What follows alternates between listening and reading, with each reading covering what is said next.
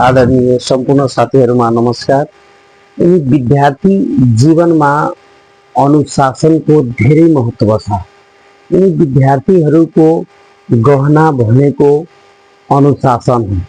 हरेक विद्यार्थीहरु परिवार, समाज र देशको ढुकढुकी छ।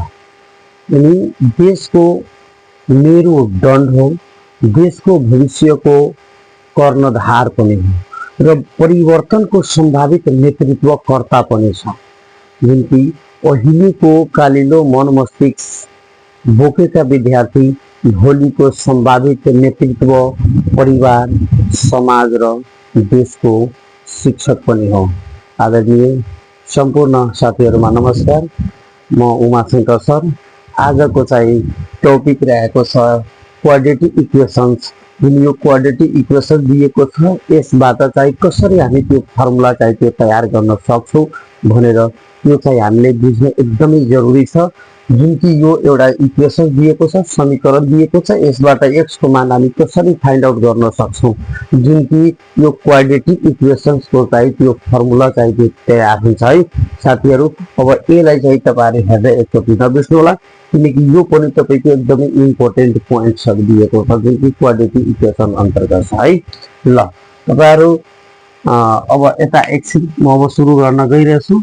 यसरी हेयर यसरी यहाँ यो इक्वेशन्स दिएको छ ax square plus bx plus c is equal to 0।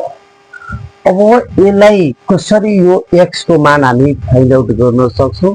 यो क्वाड्रेटिक इक्वेसन चाहिँ यो क्वाड्रेटिक इक्वेसनबाट चाहिँ यसको फर्मुला चाहिँ हामी कसरी प्रमाणित गर्न सक्छौं के भन्छ फर्मुला ल्याउन सक्छौं भनेर त्यो चाहिँ हामीलाई बुझ्न जरुरी छ है।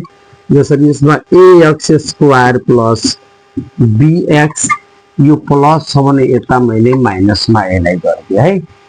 अब चाहिँ यो प्लस छ भने मैले माइनसमा यसलाई गरेको भनेर दुवै तर्फ यसमा हामी के गर्नुस् यसमा dividing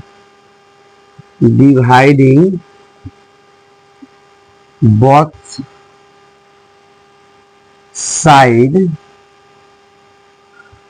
by a we get यानी a ले दुवैमा हामी के गर्नुस् डिभाइड गर्नुस् दुवै तर्फ a ले डिभाइड भागा गर्नुस् है।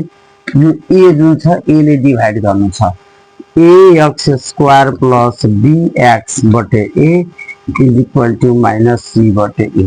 यो चाहिँ बुझ्न हाम्रो एकदमै जरुरी छ साथीहरु है। यसलाई अलग अलग हामी लेख्न सक्छौं ax स्क्वायर बटे a प्लस के हुन्छ bx बटे a is equal to minus c बटे a। यसमा यो a कट छ भनेर तपाईको चाहिँ यो मात्र आउँछ ax स्क्वायर प्लस के हुन्छ bx बटे a हुन्छ। त्यस्तै गरेर तपाईको माइनस c बटे a हुन्छ। अब ax स्क्वायर छ bx यहाँ दिएको छ तपाईको चाहिँ bx बटे a पनि दिएको छ। त अब हामी यसलाई के गर्छौं यसलाई स्क्वायर को फर्ममा हामी बाँड्ने प्रयास गर्छौं है। जुन केसमा ax स्क्वायर त a स्क्वायर प्लस 2 यो 2 चाहिँ फर्मुलाको हो a प्लस b को होल स्क्वायर को फर्ममा लगाउनको लागि मैले यसलाई यस्तो बाटिरहेको है साथीहरु।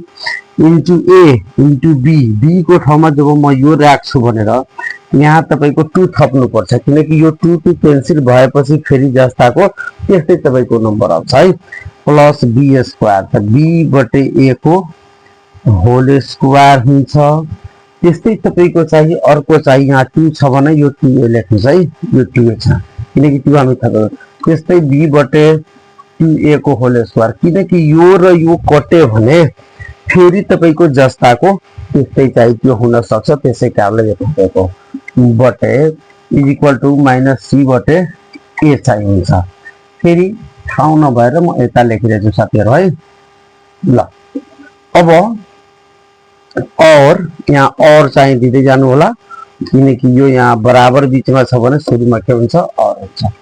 और अब यति इक्वल टु चाहिँ हामी के गर्छौं यो हुन्छ a प्लस b को होल स्क्वायर को फर्म हुन्छ। के को हुन्छ यो भयो तपाईको a त्यसपछि b भन्ने बित्तिकै 1b बटे 2a को होल स्क्वायर भयो है साथीहरु इज इक्वल टु माइनस। अब यति भयो तपाईको अब यसमा बाँच्यो यो नम्बर बाँचेको छ। अब यो नम्बर जुन बाँचेको छ भने यसलाई चाहिँ हामी उता लग्ने प्रयास गर्नुहोस् है। जुन कि तपाईँको यहाँनिर बराबर हामी लेख्छौँ -c/a। यो माइनस छ भने यता चाहिँ म केमा लग्छु प्लसमा यसलाई लग्ने होला है। b/2a को होल स्क्वायर हुन्छ।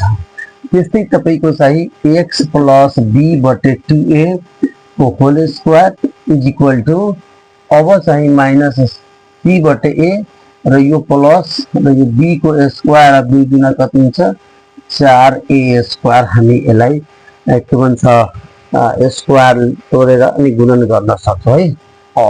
त्यस्तै x + b/2a को होल स्क्वायर। त्यस्तै अब यो प्लस बललाई उता यसलाई मैले यता राखेँ माइनस उता प्लस यता b² / 4a² - c/a हुन्छ है।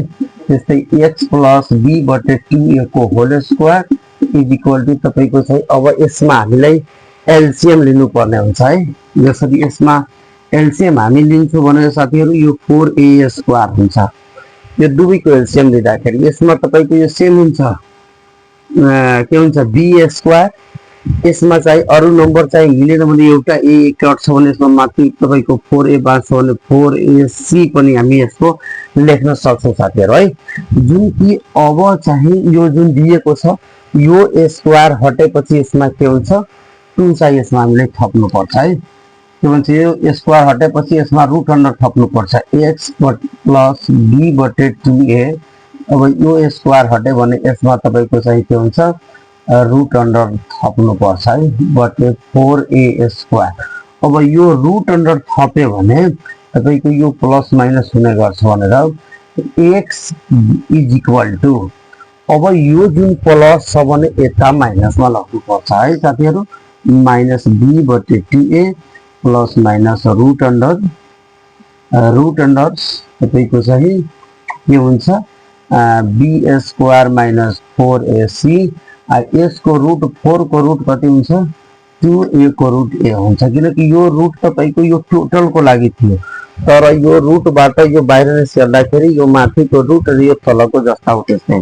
और x इज इक्वल टु तपाईँको चाहिँ -b plus minus root under b² - 4ac बटे 2 गुना हामी कति लेख्न सक्छौँ। यसको त रुट त हामी यसको रुट त यस्तै हामी निस्कालिदिएका छौँ होइन।